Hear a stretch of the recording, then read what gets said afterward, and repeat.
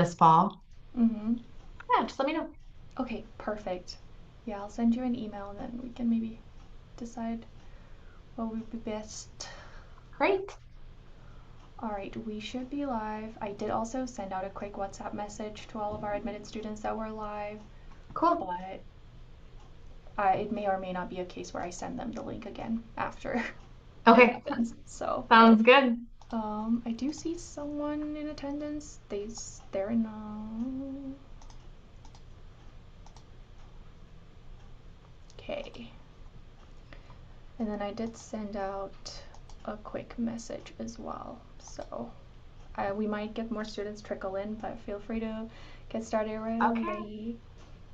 Awesome. Okay, I'll jump right into it. Hi, everyone. Thanks for joining us today or tonight, depending on, or this morning, depending on where you're joining us from.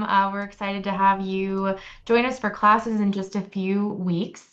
I am Riley Davenport Westergaard. I am the Assistant Director for Orientation and Family Programs, and I'm here today to talk to you about course placement and AccuPlacer as it pertains to international students. So I am going to attempt to share my screen. Looks like it's making me request it, just so you know, AJ.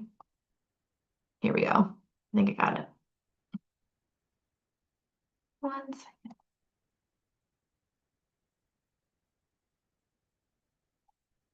Okay. You should be seeing it. Are we good? Okay. Thanks. All right. So AccuPlacer and course placement. So what is course placement? Course placement refers to the process that determines which math and English courses specifically are best to begin with in order to ensure your academic success in your program of study or your major. So for course placement, we generally use existing test scores. So that could be ACT, SAT, TOEFL, IELTS, Duolingo, PTE. There's a few others, but those are probably going to be the most applicable to all of you to determine which courses you should begin with. So I'm going to kind of walk through a few examples today of what we're looking for, and then there'll be time at the end for questions and my contact information if you want to follow up with your specific situation. Before I move on, one thing I do want to highlight is what course placement isn't. So a common question I get is, does course placement impact my admission to the university or admission into my program of study? It does not have to do with admission to the university or your program of study. This is simply determining which course to start with so that you move through your program on time and with the most information, accurate information. So how does it impact you? So I'm going to focus on math because that has a lot of variation, but different academic programs will have different requirements for which math classes you need for that program. So for example, computer science is very math heavy. So if you are majoring in computer science, that department will want you to start with Math 121, which is calculus, if possible. However, if you're majoring in art, math placement is generally not needed because they do not have a specific math requirement. So depending on your area of study or your major, we'll look at your existing test scores and determine whether or not an AccuPlacer is needed for course placement. So we would recommend that you take an AccuPlacer if you don't have existing scores on file that will place you into the highest level math needed for your program. So for SAT, I think that's probably the most common test I see for international students. This is what we're looking at for mathematics subsection scores to place into these classes. So we don't expect you to know what these math numbers mean, but I kind of just mentioned Math 121 is calculus. So for a subsection score to place into calculus, you would need a 580 or higher on the SAT in order to gain entrance into that course to start out with. How will you know if you need to take an AccuPlacer? We will contact you via your math mail. So a lot of you, if you already have a visa, then I have potentially already emailed you with information about which AccuPlacer to take, if any.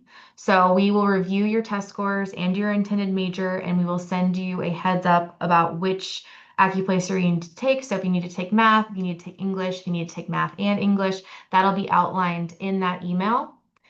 And then it's important to note that there is no failing the AccuPlacer. So I think the second most common question after, does this have to do with my admission to the university? It's what do I need to pass the AccuPlacer? There really isn't any passing or failing the AccuPlacer. It is simply a tool that will help us make sure that you're starting with a course that you will be successful in. We don't want you starting with calculus if you are not super strong in calculus yet. We want you to start with a lower math class so that you're able to build those skills and then be successful in calculus. So no failing the AccuPlacer, no passing the AccuPlacer. It's just a tool to help us understand your academic experience.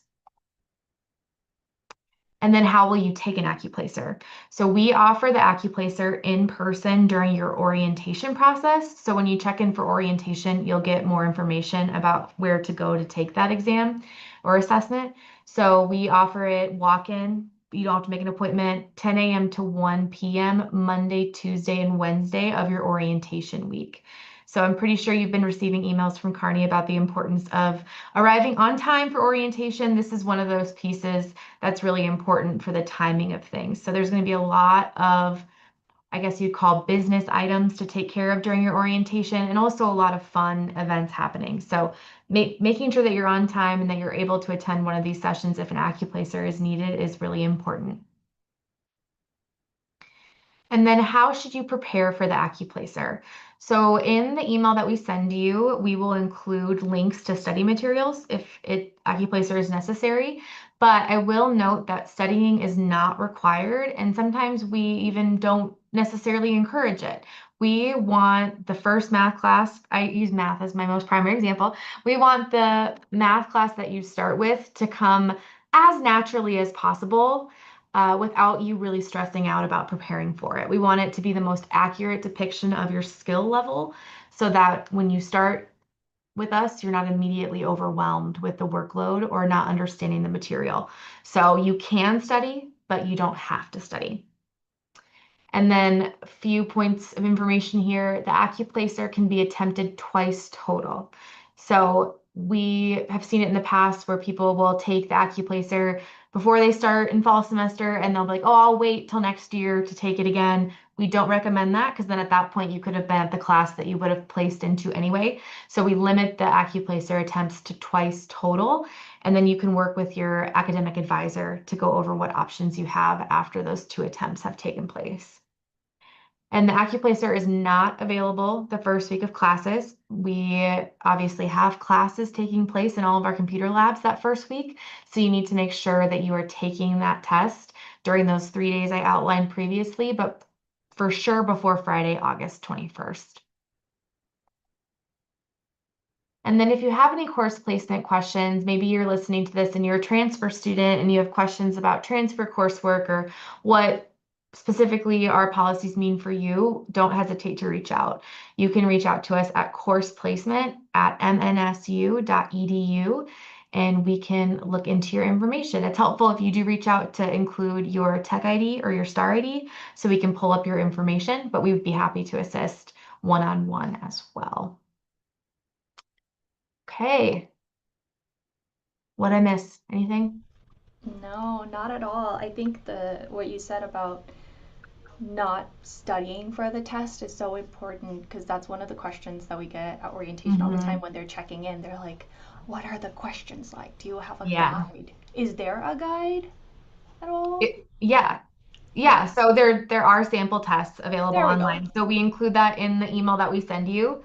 We just don't want you to stress out about it. I think that's the main thing. Like if looking at the guide will help you ahead of time to feel better prepared, that's great. But I don't think you need to lose sleep over it. We want it to be super accurate without you stressing out too much. Which is also a good lesson for you guys to check your emails. And when you're here, you'll really get to understand that it's very important to check your email daily because sometimes students don't even check their math mail until they get here and then they're like, what email? I never got it. And it's like, Hmm. we did email you, but you didn't check your email. So check your math mail, don't stress about it, and it's gonna be fine. It's gonna be chill. Yes. Yes, But yeah, this everyone has to do some form of course placement. So you are not yes. alone. We just want you to be successful. Mm-hmm. this is actually our last pre-arrival webinar. Oh, So crazy. Well, it's I exciting. know It's coming up really quick, and it's we're looking coming up forward to welcoming so everyone. exactly no, yes, 2 weeks, That's insane. isn't it? Wow. Yes. Time is flying. Summer went by so fast too. I Yeah. feel like I didn't really get to experience summer, but I was telling our students during our last pre-arrivals that the weather is going to be pretty nice and fall's around the corner. Fall's always really beautiful here. Do Yep. you have any advice for first Oh, freshmen? I don't think you've ever asked me that before because I'm just the testing lady, which is not always the most fun. Um, I don't know. I think that all of our international students that I have worked with, which is the majority of them through this process, are very excited and open to this experience. So they might have advice for me on how to move through life. But I would say they already know this, but getting out of your comfort zone and joining different clubs and organizations. And even if you feel uncomfortable, that's okay. Everyone does. And it just takes doing it to become more comfortable with it. So when you see the opportunities to be engaged when you first get here, take advantage of that because even students that are from the United States are anxious and worried about making a first impression. And it's not as bad as you might think it is in terms of being outside of your comfort zone. And we'll do our best to make you feel welcome and at home here too. Mm-hmm. Orientation is such a great time to make friends also. Mhm. So definitely be open. I know a lot of times everyone's really nervous, but Yeah. I think that it's the best time to make friends, honestly, because you're Yeah. all nervous So and scared. that's what, so I work with domestic orientation, and that's what we say. It's orientation gives everyone permission to be awkward because Yes. everyone is learning how to be a college student for the first time, especially a college student here. So if you're going to, yeah, get out of your comfort zone, it's like the easiest time to do that is at orientation when everything's brand new. So Yeah, I think what I hear from a lot of international students is like, I'm just so scared to speak English. And I'm like, it's, yeah. but that's how you practice your English. And it's so impressive Yes, that you can right? speak more than one language. I always am just in awe of people that can speak more than one language. I think it's so cool. And so I think most people feel that way. So definitely try to get over that hurdle as soon as possible because we want to be supportive. Yes. Okay, I have one last question for you. Sure. What is a Minnesotan dish that everyone should try?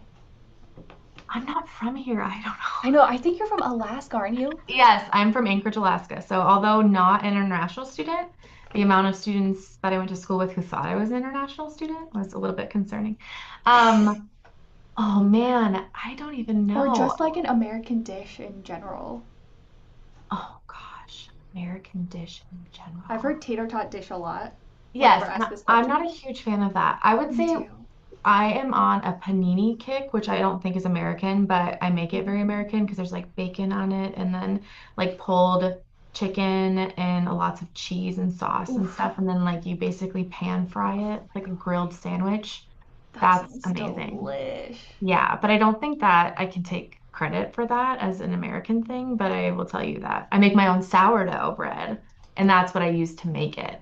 You do? Do you have your own like starter? I do. If you need starter, if anyone needs starter, I'd be I need happy to share that. starter. Yeah, I genuinely do. I did like a little informal class for my coworkers a few weeks ago. So I have something that I call Riley's chaotic sourdough recipe, and it has step-by-step instructions, but no reason why I do the things. If you want to know the science behind it, I don't know. It's just what works. Oh, I've So, always wanted to learn. I've been trying to get into baking, but it's yeah, so hard for me. And I've I been will on send it to you. my Instagram and TikTok is full of sourdough content, and I'm like, I want to be in. I feel left out. I have been making like 2 loaves a week for like the past 6 months. Oh my gosh. Yeah, so I'm like I'm not the best, but I'm not bad. I'm gonna have to So, get some tips and tricks from you. and now here we need to do like a little international student social where I do my little chaotic sourdough. That is an Then incredible I'm not the idea. testing lady anymore. That is an incredible idea, Riley. I I'm would gonna be have to happy take you up to. on that. Please do. I would love it. Yes, because okay, we're live, but it's okay. You guys can all later watch it. But I've been trying to, me and Alyssa, we've been trying to do like a cooking show with I would be full-time happy. staff for the longest time, and I Yeah. think sourdough would be a great introduction to baking. Yeah, I'll send you after this, I'll send you my chaotic instructions Yes, and please. you can tell me what you think of it. Yes. Okay, great. I will be in touch. Okay, sounds great. Okay. Well, Anyway, back to the fun stuff, course placement. Anything else you want me to cover? no, I think this is great. And I will send these out to students again. And for our future pre-arrivals, I will send you an email and we can chat about what we want to do. But again, Sounds good? we really appreciate you doing these for us. And it's really Yeah. helpful for students to know. We appreciate you. Awesome. I And appreciate thank you. Thanks for you. giving me I'll the give you some time time. back. Okay, great. Can't wait to Bye. welcome you all. See you later.